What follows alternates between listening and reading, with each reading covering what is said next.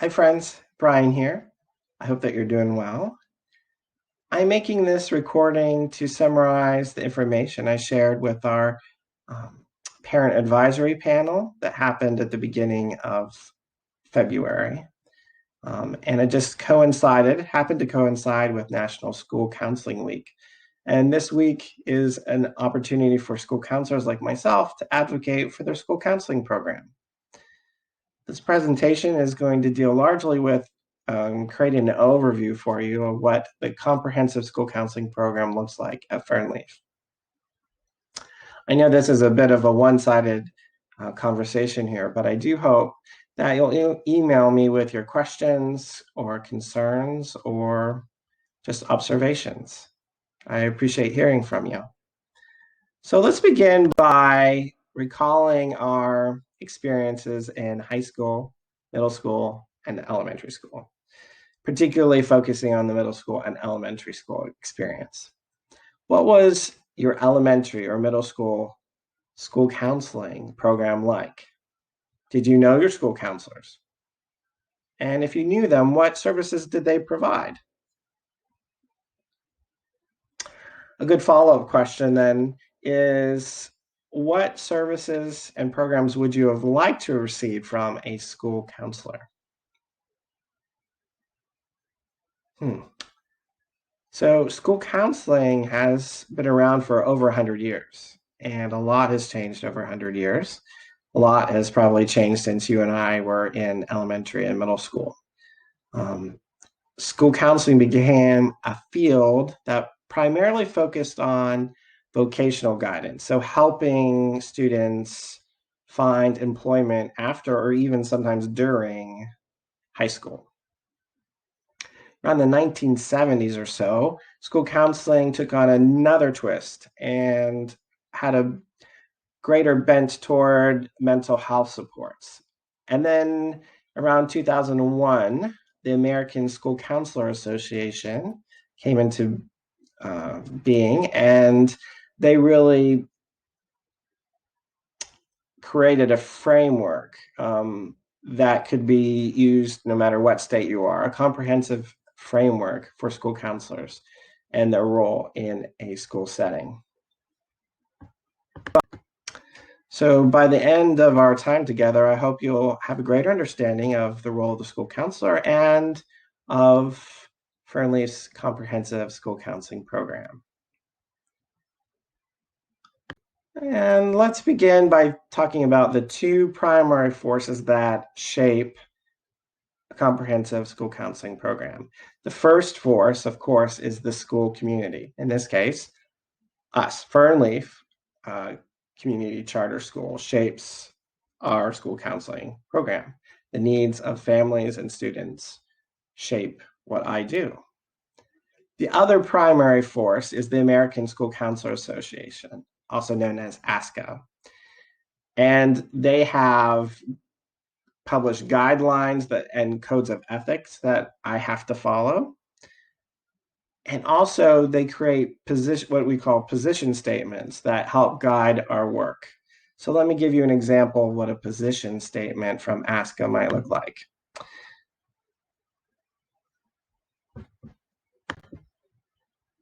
Here's an example of a position statement that has to do with bias and racism in schools. It says, all educators have an obligation to end racism and bias. School counselors have a unique opportunity to be an important part of the solution. Through implementation of a school counseling program, school counselors promote equity and access for all students and make a significant impact on creating a school culture free from racism and bias. So position statements like this really say to school counselors that we cannot be neutral in this work, that we have to go out of our way to promote equity. And it just so happens that this work directly aligns with the needs of FernLeaf Community Charter School, of our school community.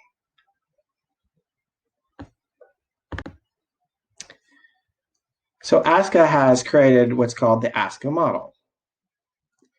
it tells us that school counselors have 3 primary baskets from which they work. And so starting from left to right, we create universal supports in the form of classroom school counseling lessons. In the middle, this is an image of a counselor leading a small counseling group. And then at the very bottom right, individual counseling. So let's start with individual counseling services. School counselors provide supplemental mental health support to individuals. Why do I say supplemental? Well, school counselors have as their clients every single student in their school community. So all 400 plus students at FernLeaf are my clients. And for that reason, I cannot provide extensive counseling support for every single student if I'm to meet with them individually. There's just not enough time in the day to meet with every student on a regular basis individually. All right. So ASCO's guideline is that after 6 meetings with a student, then if there are more supports that are needed, then the school counselor is well poised to refer the student to outside community-based services. So I'll get to individual counseling a little bit more in a second. The middle picture talks about small counseling supports, small group counseling supports rather. So oftentimes I'll lead social skills group, friendship groups, anxiety support groups, groups that address ADHD symptoms.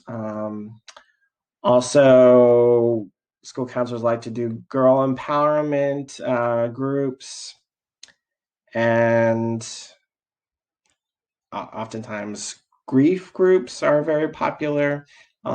Changes in the family structure, so groups that deal with divorce and separation, sometimes incarceration of a parent, guardian. So those are small counseling groups, and they generally run about five students in each group, and they last for about 6 weeks before we need to start another group and serve other students. So in the last picture up here at the top, we have some students in the classroom. So school counselors also visit classrooms frequently, so that students know who they are, but also to give important social emotional learning lessons, right? So we'll talk about bullying, we'll talk about positive self-talk, positive image, we'll talk about compassion, kindness, making friends, and things of that nature. Students typically, in typical years, would see me about once a month in their classroom.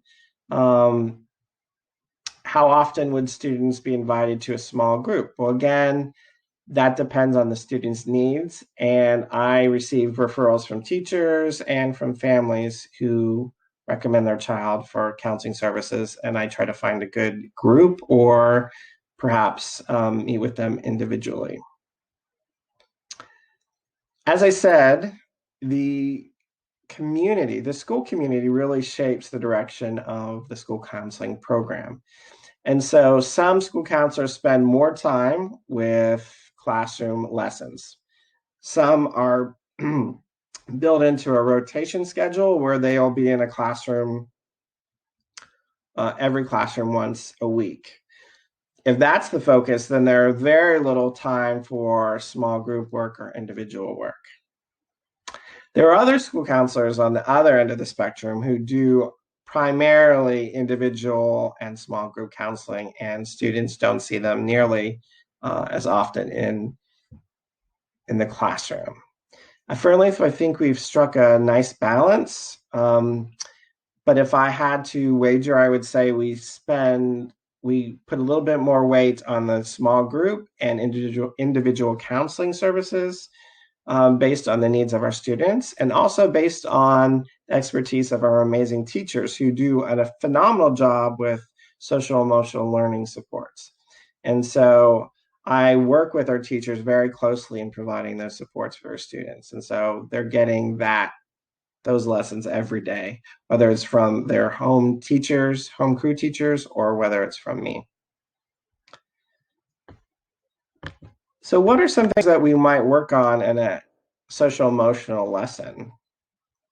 This image is a little blurry, I'm sorry. But self-management, like self-control, motivation, stress management, social awareness, empathy, compassion, relationship skills, communicating clearly, resolving conflict. We also work on responsible decision making. And obviously self-awareness is a big part of social emotional lessons. Another really big task and something that I'm quite proud of at FernLeaf is our crisis response team. So there will come a time in every community where a crisis will occur. Normally that's in the form of the passing of a teacher or administrator or of a student. And so because the community itself is so compromised by the grief, it's really important to collaborate with other mental health providers who can come in and help support the community. So here at FernLeaf, we partner with Franklin School of Innovation, ArtSpace, IC Imagine, and Evergreen, those school counselors, as part of our crisis response. So if we were to have a crisis, I would notify the counselors from those schools, and we'd work together to provide counseling supports for our students and families at FernLeaf. So what does the counseling crisis response look like? And the answer is it can look like a lot of different things, but primarily there'll be counselors on hand to support students, both in classroom and also in what we call safe spaces, where students can leave their classroom and come and speak to a counselor as needed.